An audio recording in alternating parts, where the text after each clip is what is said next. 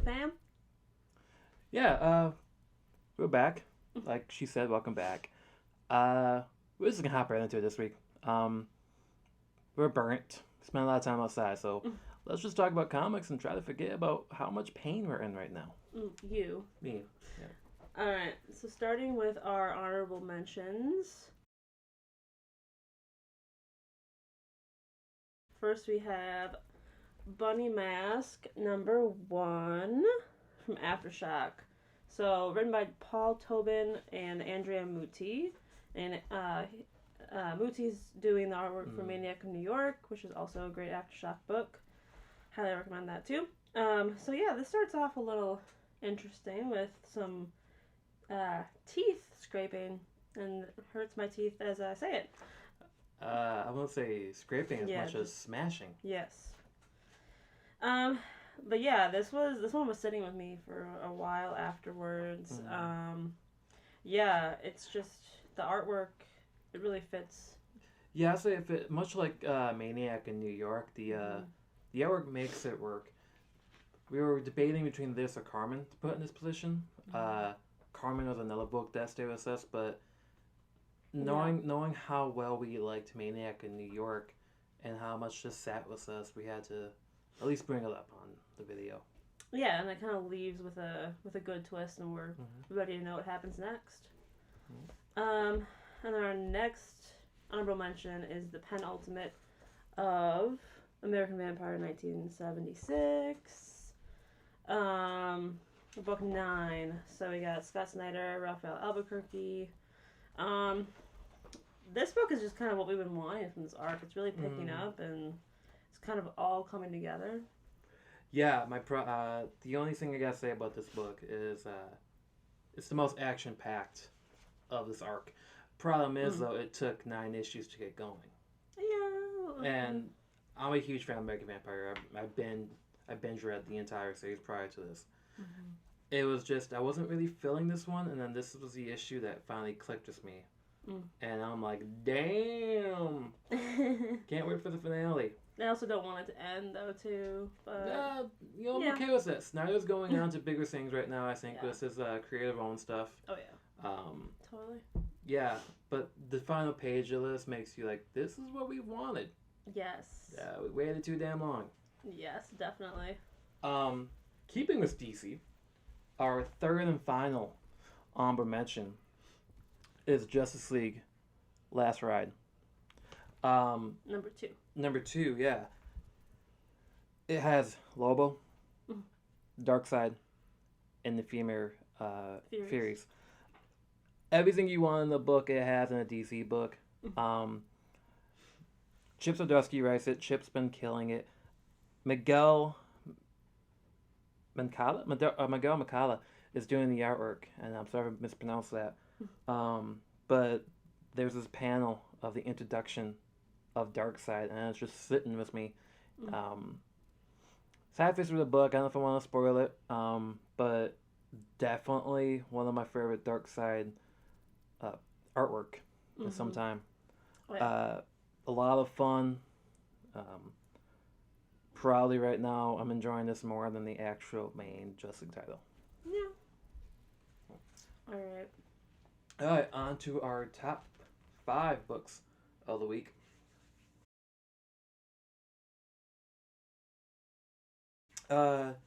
This was a shocker because we've really enjoyed this series, but it's never been on the list until now.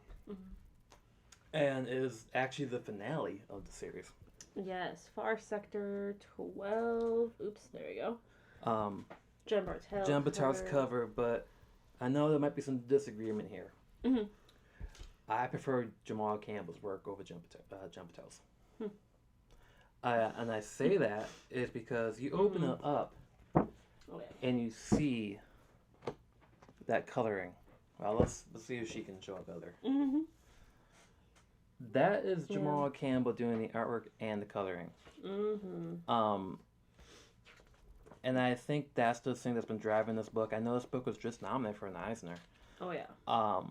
But there's so much going on in this final issue that it gives you the closure that you've wanted. Yeah. And I think that is what makes this book probably the best in the arc. Would you say? Yeah, definitely. Like the last two, for Yeah. sure.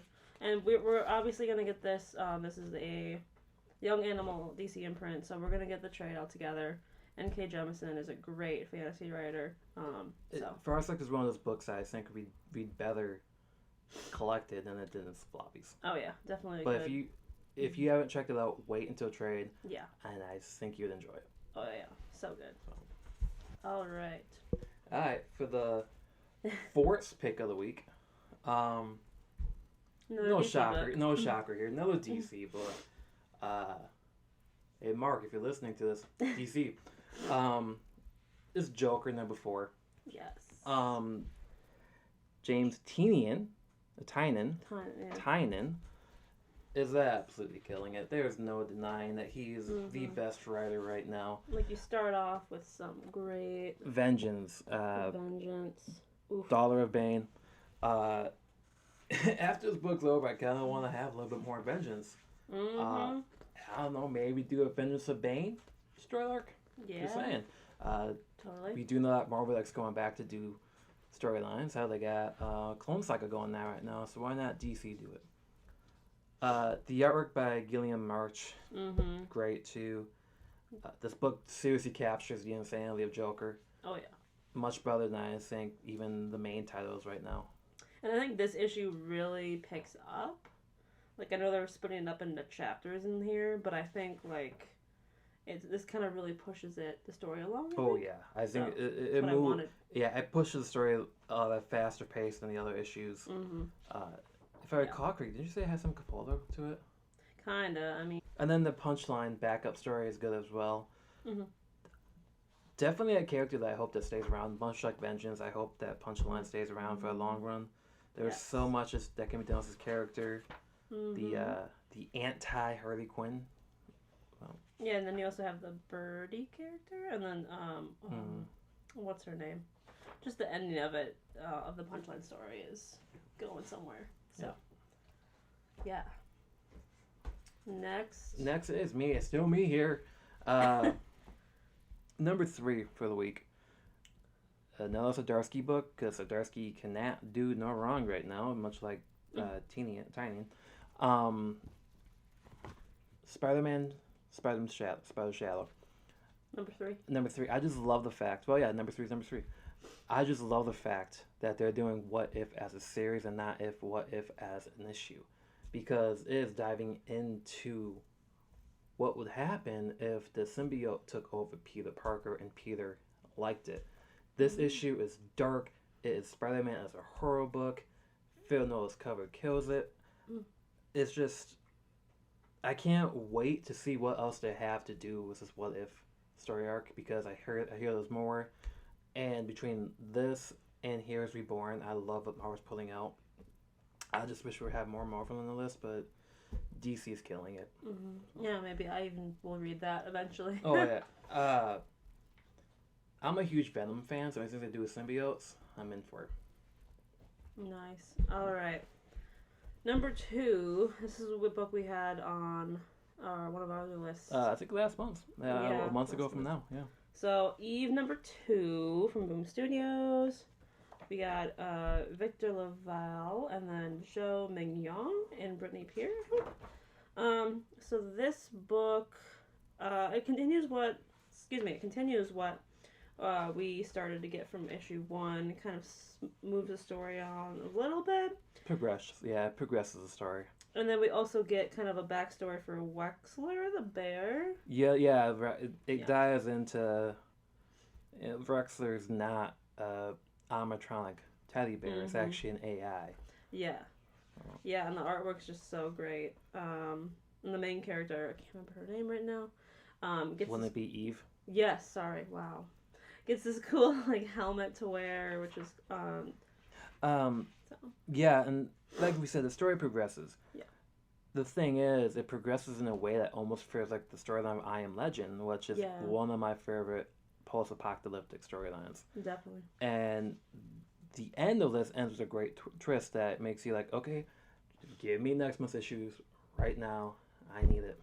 Yeah, and I feel like the ending may not really be a bad thing. It may be something that, kind of we'll see You where it have goes. to wait till next month. Yeah.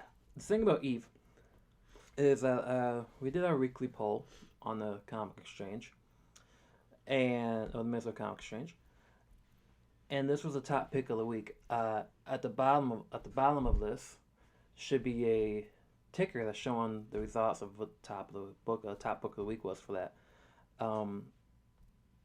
I don't disagree. If this book that we're about to talk about didn't come out, I think Eve would have been the best book of the week. Yeah.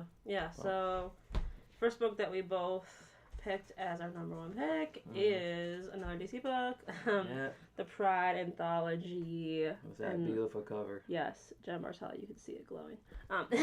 So, we feel like this anthology series was kind of one of the best ones. I think the best since Detective. Yeah, as of recent. You got a Batwoman story with James Tynion.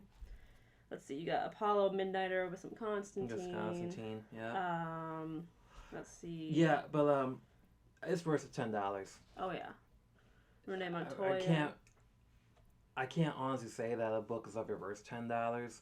I just feel like this seriously shows you what each character it attacks can show, what they can bring to DC Universe. Oh yeah. Especially the Green Lantern Alan Scott story. Oh yes.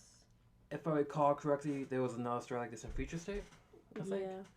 Yeah, where Alan comes out as gay. Reading this story, you just want to start bawling. It is emotional. It kind of like, hey, just give us an Alan Scott Green Lantern series. Now, I'm liking the Green Lantern current arc, but if you have an Alan Scott one, I'm in for that. Yes.